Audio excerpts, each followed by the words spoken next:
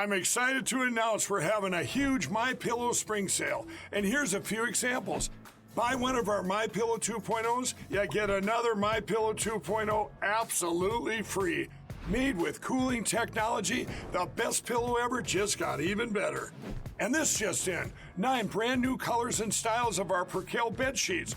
They're made with the finest long staple cotton, and now you can save 50% or more. That's as low as $24.98. And for the first time this year, I'm bringing you our My Slippers and Sandals for as low as $25 a pair. So go to MyPillow.com or call the number on your screen. Use your promo code to get your MyPillow 2.0s. Buy one, get one free. Percale sheets as low as $24.98. My Slippers and Sandals as low as $25 a pair.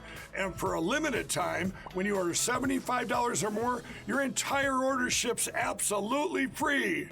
The studio crowd obviously loves Fridays, and they love the Velvet Hammer himself, Gene Valentino. Good morning.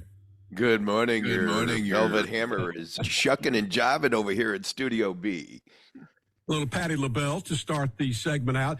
All right, so pretty serious week, actually. I mean, we're feeling good because it's Friday, but our country's in big trouble. I mean, there's so many subjects we could talk about. The border, draining the oil reserves to make you look a little better in the eyes of the voters, student loan debt forgiveness. This is something that just chaps my rear end. Mar-a-Lago, the use of deadly force. You know something? I'll tell you something interesting about that. We talked Wednesday to our Congressman Mike Ezell from the 4th District of Mississippi. And he and I both come out of the law enforcement community. He was, he and I worked together. He was the sheriff of Jackson County, 40 years of law enforcement experience.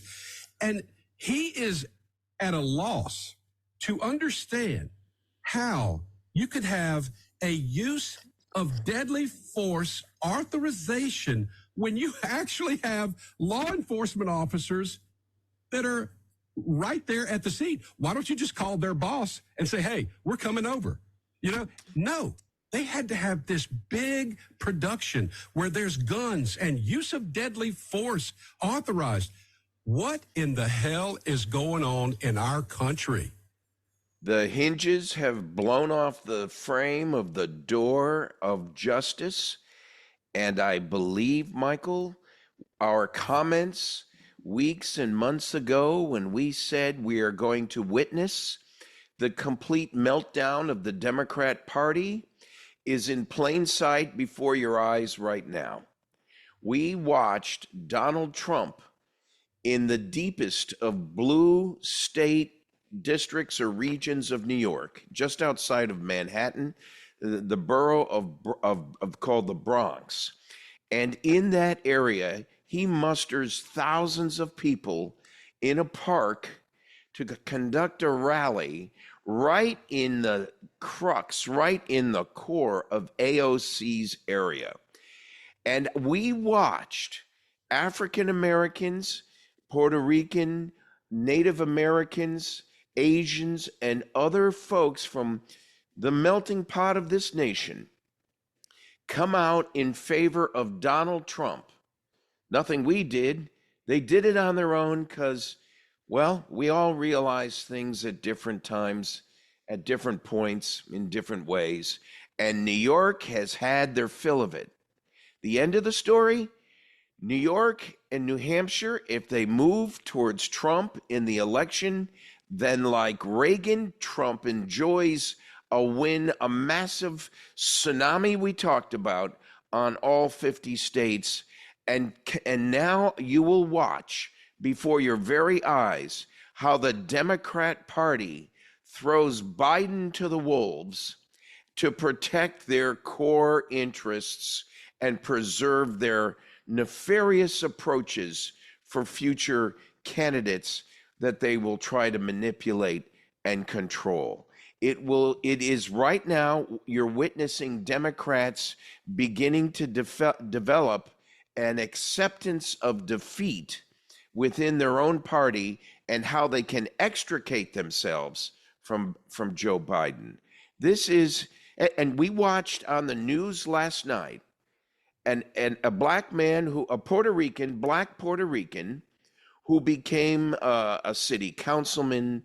He served in different areas of the local boroughs up in New York. He's now a United States congressman in New York, a Democrat, come up to the podium.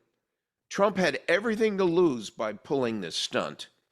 But what happened was this Democrat black Puerto Rican congressman next to AOC ends up throwing a full, unabridged endorsement for Donald Trump on national television. The tide has turned, and the Democrats, and right on TV, we talked about this half a year ago. Right on TV last night, the reporters interviewed other people in the crowd, African Americans, Puerto Ricans, other Native Americans, and so forth, that admitted on national television the time has come, and they switched from Democrat Party to Republican Party. They didn't go Democrat to Independent. They went Democrat to Republican without a compromise in their thinking. They did it so absolutely, Michael. And if I may go just a second more, here Sure. are some quotes I picked. I had to write them down because I was so impressed. This was Trump's best speech in the most difficult area. He said, "It's time to save New York and restore America."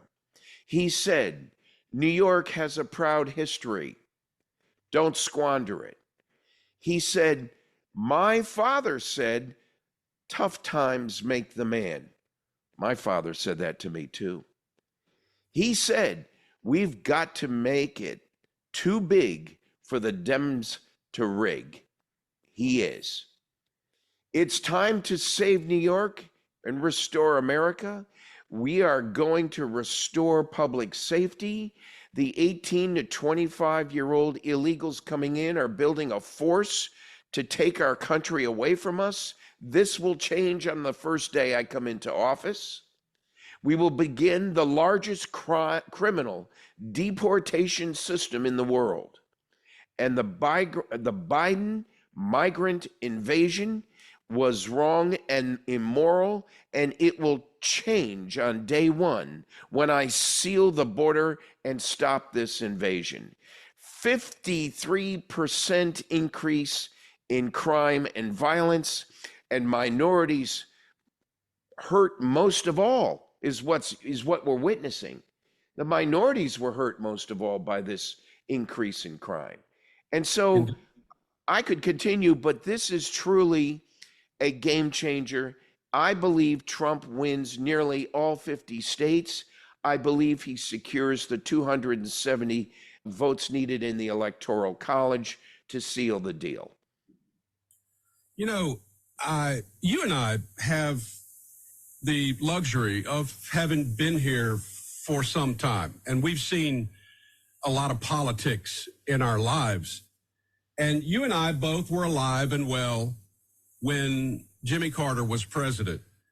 And we remember that feeling that we had and others in the country.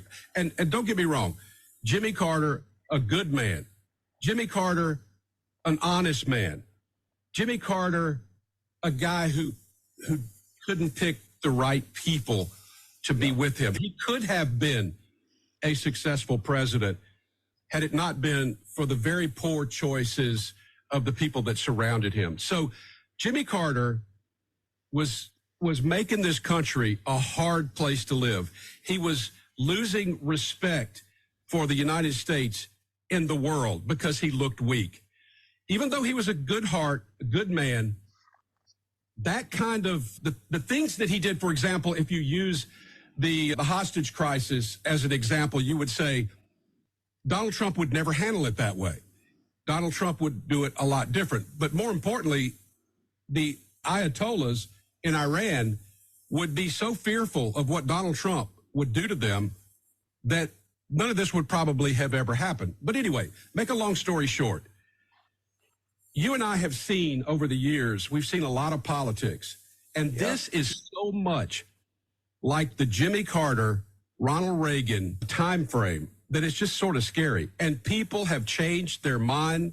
And you have to wonder, sometimes we wonder, you and I talk about this, when do we see people start to realize and understand that their voting patterns are causing these problems. And when they do, it is always bad for Democrats.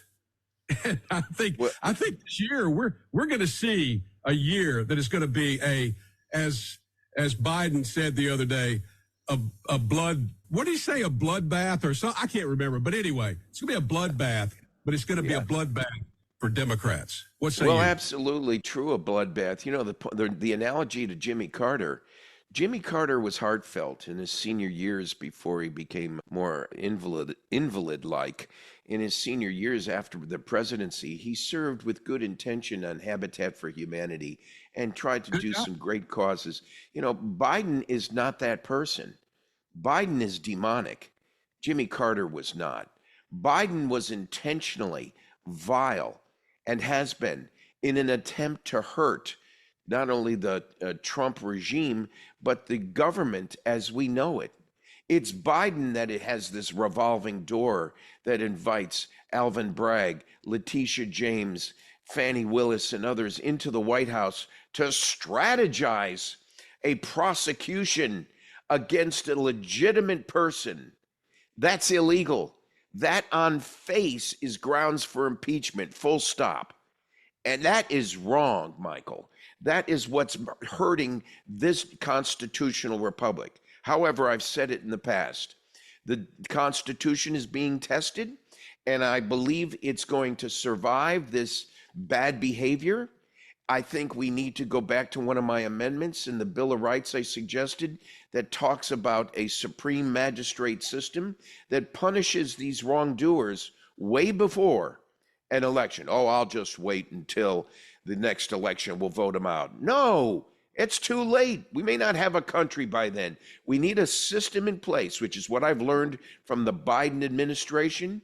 Even though we're resilient and able to withstand these wrongdoings, we need a supreme magistrate system to take these people out sooner than later. And I mean remove them from office. I had no other connotation. To remove them from their roles in government sooner than later because of these wrongdoings and suffer criminal charges and time behind bars, the way they're trying to do now to punish Peter Navarro. Are you kidding me? Because he's trying to honor the executive privilege and protect the confidentiality between communications between him and his boss, Donald Trump, serving time behind bars right now for that. You've got to be able, I think the most diehard Democrats see the duplicity, and it's time for justice to take hold and the justice system to be repaired. And no small coincidence, Hillary and James Comey are trying to come back into the picture to defend Biden. Their justice will apply to them someday as well, one way or another. You're right. You know, you may be watching this on a podcast that Gene and I put on the website, but this is in fact a live show. And I've got a text here from a friend who said he's all for your amendment, and he says Trey Gowdy for Supreme Magistrate. Oh yeah. Very good, whoever that loyal viewer watcher is, but that's absolutely true. Trey Gowdy and hundreds of more that are elected by we the people. That Trey Gowdy position as Supreme Magistrate is not appointed. It wouldn't be appointed by the elected official doing the bidding for that elected official. Oh no, that's the point. The Supreme Magistrate would report straight to the Supreme Court of the United States, and the Supreme Magistrate would impose sanctions against the wrongdoer immediately, like a cop would. Maybe opinions will change and circumstances will change, and we can get something like that done. I'm not hopeful that that's going to happen anytime soon, even in our lifetime, to be honest with you. But anyway, I tend to agree. Yeah. But it's a good idea. It is a good idea. Somebody has to start the idea somewhere. And, you know, you and I might plant some trees out in the yard knowing that we'll never be able to enjoy their shade, but somebody will. And so there you have it. Gene, thanks for joining us, buddy. We'll see you next week. I got a great sprinkler system, speaking of the trees. Good deal. Have a great weekend. Throughout history, the spirit of patriotism has prevailed. The battles may have changed, but the values remain the same. Today, in 2024, we find ourselves at a pivotal moment where the call for unity, freedom, and a better future echoes louder than ever. For more than 10 years, Patriot Mobile has been committed to supporting the values that make our nation great. With affordable plans and reliable nationwide coverage, Patriot Mobile is not just a wireless service. It's a call to action for those who believe in the American dream. Because this year is not just any year, it's the most important year since our nation's founding. Choose a wireless carrier that shares your values. Choose Patriot Mobile.